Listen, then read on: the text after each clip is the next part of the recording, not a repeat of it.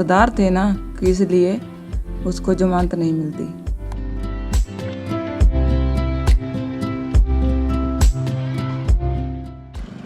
ये वो मार्ग है जहाँ पर सारी भीड़ इकट्ठा थी।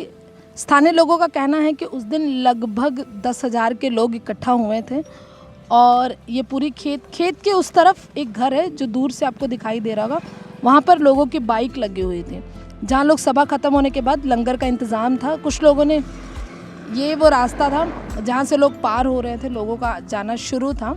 इसी बीच इसी सड़क से वो थार गाड़ी भी आती है, क्योंकि बहुत सारे लोग थे तो लाजमी सी बात है भीड़ भी होगी, पार होने में असुविधा हुई होगी। इस जगह से वो थार गाड़ी आती है और थार गाड़ी इस तरफ से आगे बढ़ती है और यहाँ से जाना शुरू होती है। लगभग जहाँ मैं खड़ी हूँ यहाँ से कुछ दूरी पर, लगभग 100 मीटर की वो दूरी है जहाँ पर ये घटना। नमस्कार, द मुक्त नायक में आप सभी का स्वागत है और मैं पूनम। ये वही ग्राउंड है जहाँ पर 3 अक्टूबर को सभा हो रही थी 3 कृषि कानूनों के खिलाफ, और इस सभा के बाद से ही वो घटना घटी जिसने सबका ध्यान अपनी ओर खींचा है। मैं धीरे धीरे करके आपको पूरी वो जगह को दिखाऊंगी जहाँ पर ये घटना हुई थी। लगभग 100 मीटर का ये रास्ता है जिस तरफ से आशीष मिश्रा, टेनी के बेटे आशीष मिश्रा की गाड़ी आई थी। यहाँ से वो थार आती है और किसानों को कुचलते हुए आगे की ओर बढ़ जाती है, जिसके बाद हिंसा भड़क, जिसके बाद लगातार हिंसा की खबरें भी आई थी। कहना चाहते हैं जिस तरह असी देखते मर जावांगे ना अपने बच्चे नू, इस तरह मंत्री जी भी, मंत्री के बच्चे भी इस तरह मरनगे। मंत्री जी नू देखते साडा पिता कब बाहर आएगा। असी इन्ने दुखी आत्मा है साडी। हमारा ये कहना है कि उसको आजीवन कारावास होना चाहिए, पूरी ज़िंदगी उसकी जेल में सड़ना चाहिए मंत्री जी के बेटे को। ये तो जैसे उन्हीं की सरकार है, उन्हीं के मंत्री हैं और सारा कुछ से है। ये इतने हाईलाइट कांड होने के बावजूद भी उसका इस्तीफा नहीं मंत्री जी का लिया गया। अच्छा, योगी जी कह रहे कि हमारे यहाँ गुंडा राज खत्म हो गया है, सब नहीं, ऐसा नहीं है। योगी जी क्या कहेंगे? योगी जी तो एक, मुझे लगता नहीं है कि यूपी के अंदर कोई सीएम है। मुझे लगता है कि यूपी बिना सीएम के है। गुंडा राज कहाँ खत्म हुआ है? गुंडा राज तो फिर तैयार हो गया है। ये जो गुंडे हो गए तैयार, इसलिए अब गुंडा राज खत्म नहीं हुआ है, फिर तैयार हो गया है। मैं ये कहना चाहता हूँ कि जैसे अब मंत्री जी के बेटे को बेल दे दी गई है, तो ये तो पहले 8 किसानों को इसने मारा है और आगे ये और मार सकते हैं।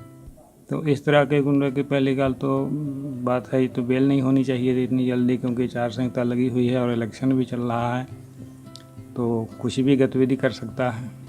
क्योंकि ये मंत्री का बेटा है और मंत्री जी की पावर ऊपर तक है, शासन प्रशासन इससे दबाव में है। के तो झूठे दावे हैं, कोई सच्ची बात तो इनकी है ही नहीं। ना मोदी जी की ना योगी जी की कोई सच्ची बात तो है ही नहीं। झूठ बोलने के अलावा इन्हें कुछ होता तो है नहीं। आशीष मिश्रा, टेनी को जमानत मिल गई है, चुनाव का माहौल है, क्या कहेंगे आप इस बारे में? क्या सरकार ने जो किया वो सही है? जो न्यायालय का अभी फरमान आया वो सही है या नहीं है? आपके हिसाब से क्या होना चाहिए? नहीं, हमारे हिसाब से तो न्यायालय का फरमान सही नहीं है, क्योंकि इतना हाईलाइट मामला होने के बावजूद भी उसकी रिहाई हो जाए, ये बड़े दुख की बात है। और सरकार जो है अपनी मनमानी कर रही है और हाई कोर्ट ने भी इतनी जल्दी इनको रिहाई दे दी। ऐसा लग नहीं रहा था कि इतनी जल्दी जो है इनको रिहाई मिलेगी, और हम लोगों को तो अभी कोई न्याय नहीं मिला है। और हमें तो बड़ी दुख की बात है अगर वो रिहा हो जाता है।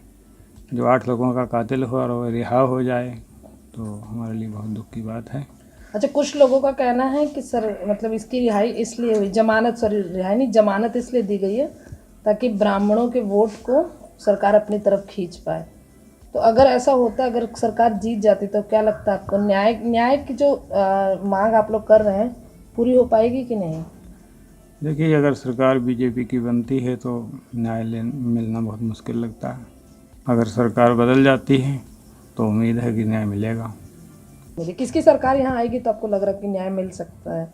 कुछ ऐसा हो जिससे कि लगे हाँ भाई अब हमें न्याय की उम्मीद है, क्योंकि सिर्फ 4 महीने हुए इस घटना को और फिर जमानत मिल जाना इलेक्शन से जस्ट पहले, क्योंकि यहाँ 23 तारीख को चुनाव है, 18 तारीख को जमानत होकर वो बाहर आ जाने वाले हैं, आशीष मिश्रा।